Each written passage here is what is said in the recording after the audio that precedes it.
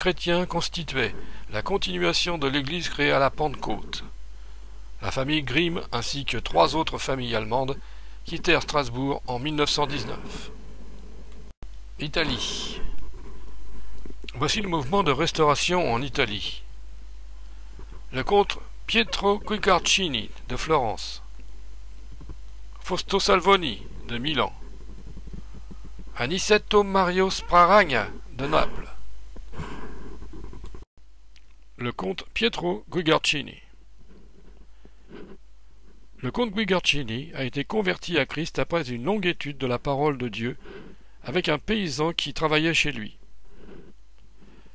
À cause de sa conversion et de celle de sa sœur, il fut obligé de s'embarquer pour l'Angleterre.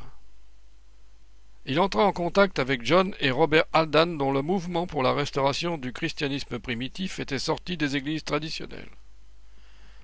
Il revint en Italie et commença à prêcher un mouvement de restauration très semblable à celui des USA. Le mouvement commencé par le comte Pietro Guicciardini de Florence lui permit d'établir 50 assemblées composées de plus de 5000 membres. Fausto Salvoni. Voici une photo de M. Fausto Salvoni en compagnie du cardinal Schuster. Fausto Salvoni, 1907-1982. Il fut ordonné prêtre à l'âge de 20 ans, ce qui demanda une dispense à Rome et du pape. Il fut envoyé à l'Institut pontifical biblique de Rome pour étudier les langues bibliques. Il fut nommé professeur au séminaire de Milan et suite à ses positions bibliques et en opposition avec la tradition de l'Église, on lui enleva son professorat et fut relégué dans une paroisse. Il dira lui-même, je cite, « Pendant mes études, j'ai découvert les erreurs graves dans ce que j'avais enseigné au sujet du baptême, de la prêtrise et de l'Église. » Il fit part de son désir de quitter l'Église romaine, alors tous l'abandonnèrent, ses parents proches les premiers. Il quitta définitivement cette église en 1950. Dans sa quête de trouver des personnes qui partageaient la même foi et les mêmes convictions, il rencontra un prédicateur de l'église du Christ à Rome. Après avoir partagé avec lui les différents sujets de doctrine qui le préoccupaient, ils s'aperçurent qu'ils étaient en harmonie. M. Salvoni trouva donc une nouvelle famille spirituelle. Aniceto Mario Sparagna, 1913. Né le 17 avril 1913 près de Naples en Italie, dans une famille catholique. À l'âge de 10 ans, il ressent un fort désir de servir Dieu et 2 ans plus tard, il décide de rentrer dans un monastère franciscain. Au début, il est très heureux et se plie de plein gré à la règle franciscaine. Jeûne, abstinence, dormir par terre et même flagellation. Mais à travers ses études théologiques, il découvre de larges contradictions entre la Bible et l'enseignement catholique. Cela changea complètement son attitude. Il avait compris que ce n'était pas par les punitions physiques, sans compter, mais l'obéissance à la volonté de Dieu. À l'âge de 24 ans, il fut envoyé à Rome en tant que prêtre pour des études supplémentaires et obtient son doctorat en théologie en 1941. Il perd la faveur de l'Église en 1946 parce qu'il prêcha des vérités contraires aux dogmes de l'Église. Il partit pour les États-Unis et arriva en 1948 sur le sol américain. Il abandonna les traditions qu'il avait apprises pour restaurer le christianisme du Nouveau Testament. Il dira lui-même dans une lettre : « J'ai compris depuis longtemps le plan du salut par la foi, la repentance, la confession, le baptême par immersion pour le pardon des péchés, et cela m'affecta si profondément qu'en janvier 1950, j'ai supplié un pasteur protestant de me baptiser. Dès lors, il prêcha en tant que chrétien seulement à Collingwood et à Hamilton dans le New Jersey. » Joseph Nowniuk et Henry Sizek. L'histoire commence par la conversion de 2 hommes. Joseph Nomiuk et Henri Sizek, qui vont conduire de nombreuses personnes à Christ. Les persécutions, l'intimidation et même l'emprisonnement, rien ne leur sera épargné. Joseph Nomiuk est né en 1900. Son père était un catholique romain et il fut lui-même élevé dans cette confession.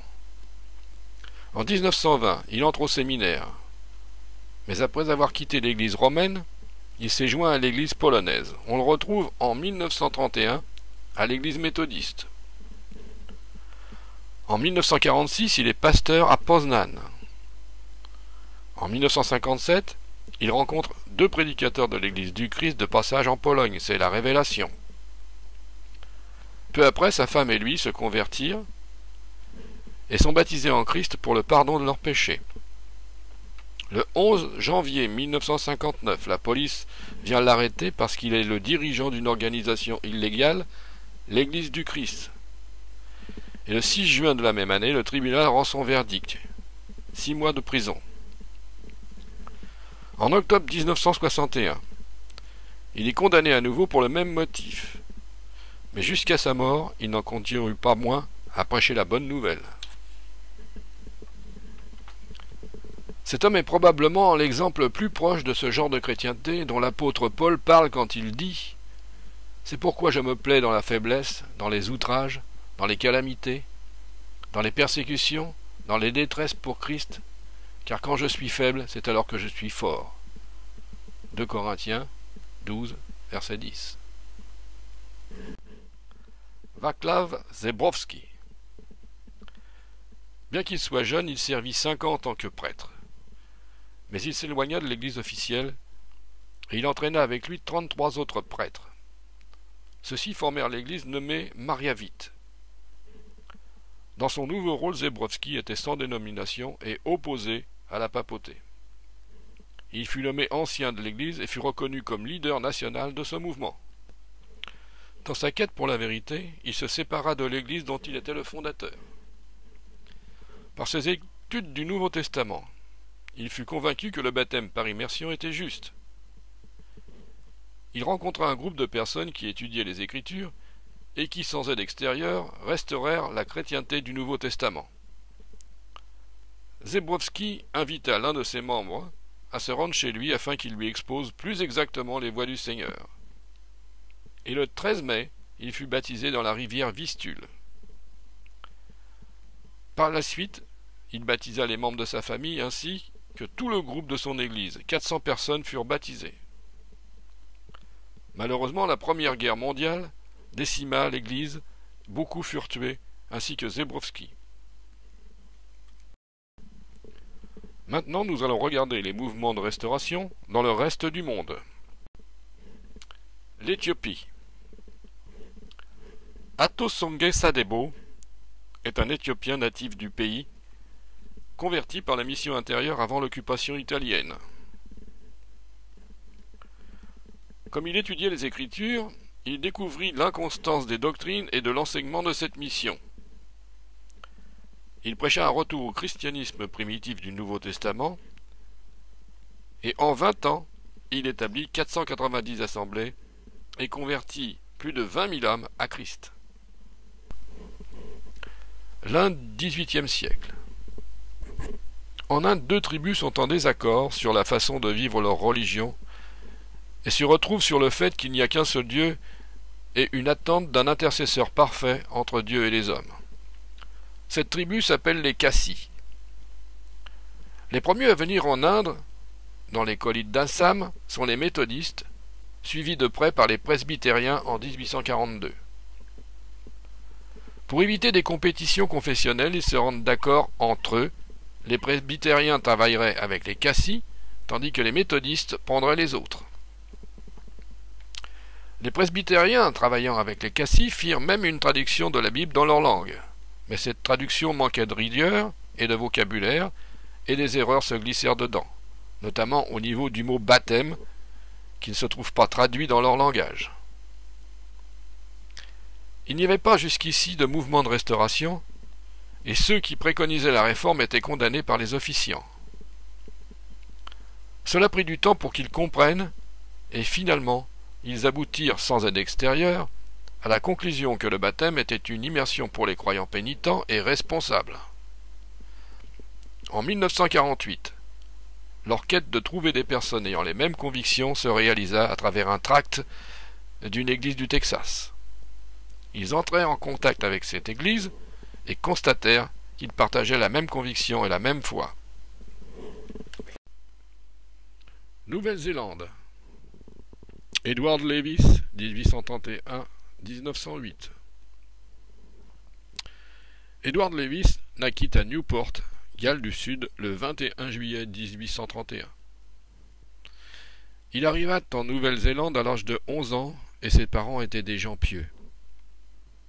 Au cours de son cheminement, il rencontra le docteur Kingsbury, prédicateur méthodiste très connu, qui était arrivé, après des études du Nouveau Testament, à voir le besoin d'un réel retour aux vérités premières de l'Église. Lewis, 4 amis, et le docteur Kingsbury furent au départ d'une petite bande de restaurateurs du Nouveau Testament. Ils restèrent sans affiliation d'église durant un temps et prêchèrent à l'air libre dans Hyde Park. En 1853, le petit groupe se rendit à la rivière Cook, où ils furent immergés par M. Griffith, qui, comme eux, avait découvert la simplicité de l'Évangile. Il fut l'instrument de Dieu pour amener des centaines d'hommes et de femmes à la connaissance de la vérité. Durant 63 ans, il fut un fidèle défenseur de la pure doctrine du Christ. Il a pris part à des controverses avec les sceptiques, les spirites et les libres penseurs. Le jour de son décès, quelqu'un a dit « Certainement un prince en Israël est tombé ». L'un des événements les plus remarquables de l'histoire du mouvement de restauration